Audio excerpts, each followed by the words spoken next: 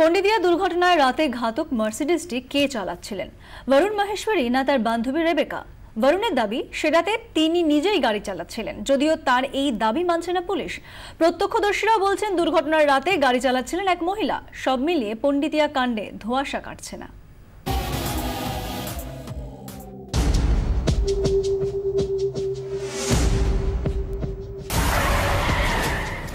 রবিবার ভোররাতে ঘাতক মার্সিডিজটি চালাচ্ছিলেন তিনি নিজেই, এমনটাই দাবি বরুণ মাহেশ্বরীর। আদালতে আগাম জামিনের আবেদনপত্রেও তেমনটাই উল্লেখ করেছেন তিনি। যদিও বরুণের বয়ান মানতে পারছেন না তদন্তকারীরা। প্রত্যক্ষদর্শীরাও বলছেন বরুণ নয়, সে রাতে গাড়ি চালাচ্ছিলেন এক মহিলা। গাড়িটা কারা চালাচ্ছিল দেখেছেন? মেয়ে ছেলে। আর কজন ছিল গাড়িতে? দুজন, একজন বসেছিল ছেলে, তার সামনেই বসেছিল। আর মেয়ে ছেলে ছিল। মানে মেয়েটা যেখানে চালাচ্ছিল তার পাশের সিটেই ছেলেটা বসেছিল? হ্যাঁ, তার পাশে বসেছিল।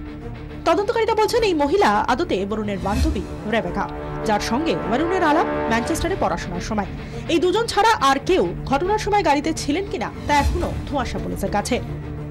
লক্ষ্মীপত সিংহানিয়া স্কুলের ছাত্র বরুণ ম্যানচেস্টারে পড়াশোনা করে ফিরে আসেন 2013। দেশে ফিরে বাবার ব্যবসায় যোগ দেন।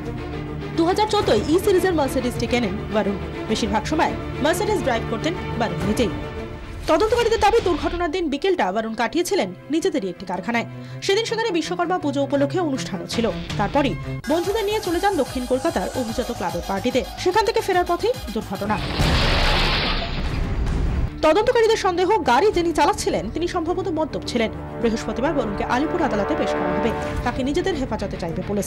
গোটা ঘটনাক্রম পুনর্নির্মাণ করে কে কে গাড়িতে ছিলেন ও কে গাড়ি চালাচ্ছিলেন তা স্পষ্ট করতে চান তদন্তকারীরা। ব্যুরো রিপোর্ট, 24 ঘন্টা।